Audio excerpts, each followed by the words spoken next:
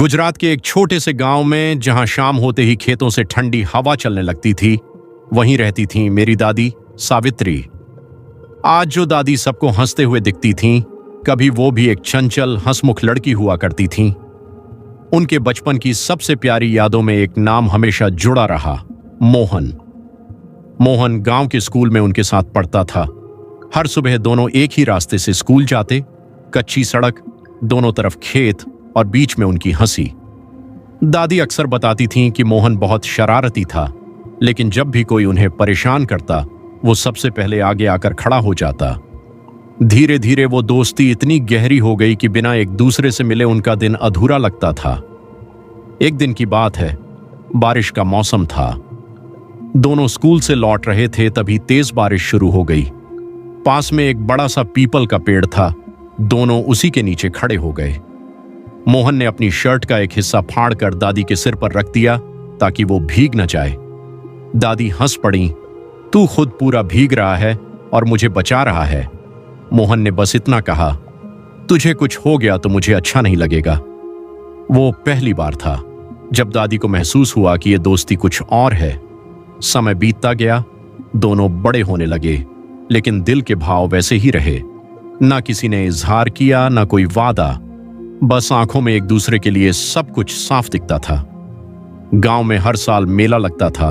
उस मेले में एक झूला होता था जिस पर दादी को बहुत डर लगता था, लेकिन उस साल मोहन ने उनका हाथ पकड़कर कहा, डर मत, मैं हूं ना। दादी ने पहली बार झूला झूला। आंखें बंद थीं, लेकिन हाथ मोहन का कसकर पकड़ा हुआ था। झूला खत्म हुआ तो दादी ने धीरे से कहा, अगर तू साथ हो तो मुझे कुछ भी डर नहीं लगता। मोहन ने मुस्कुराकर उनकी तरफ देखा, लेकिन कुछ बोला नहीं। लेकिन हर कहानी इतनी आसान नहीं होती। दादी के घर वालों को धीरे धीरे यह सब महसूस होने लगा। उन दिनों प्यार को समझने की नहीं, रोकने की कोशिश की जाती थी। एक दिन दादी के पिता ने सख्ती से कहा, अब तुम स्कूल नहीं जाओगी और उस लड़के से दूर रहोगी। दादी का दिल जैसे वहीं रुक गया।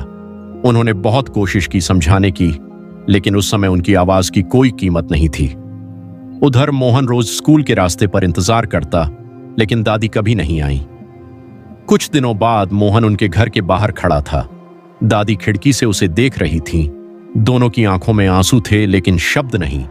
मोहन ने बस हाथ जोड़कर इशारा किया, खुश रहना, और वो चला गया। कुछ महीनों बाद दादी की शादी तय हो गई। शादी के दिन पूरा गांव सजा हुआ था। ढोल नगाड़े बज रहे थे, लेकिन दादी के दिल में सन्नाटा था। विदाई का समय आया।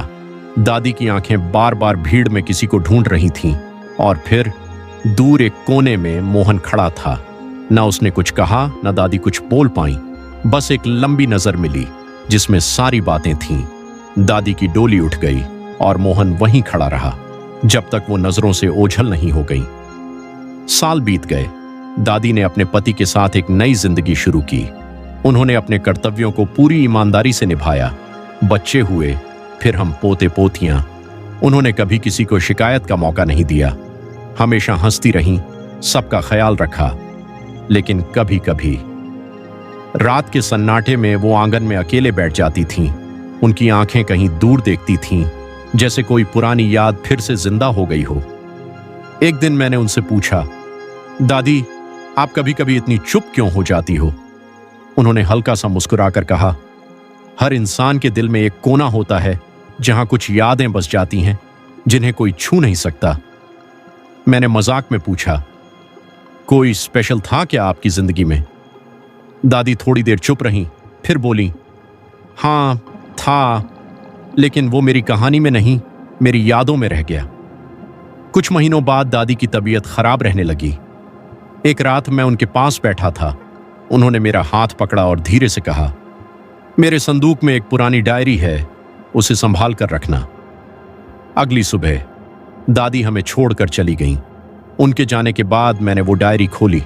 पहले पन्ने पर लिखा था, कुछ प्यार अधूरे रहकर ही पूरे होते हैं, और बीच में एक सूखा हुआ फूल रखा था। आखिरी पन्ने पर एक नाम लिखा था, मोहन, और नीचे, अगर अगले जन्म में मिलो तो इस बार देर मत करना।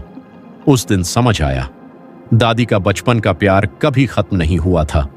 वो बस उनकी जिम्मेदारियों के पीछे छुप गया था।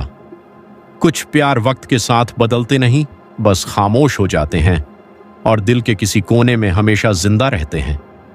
ये कहानी खत्म नहीं होती, क्योंकि ऐसे प्यार कभी खत्म नहीं होते।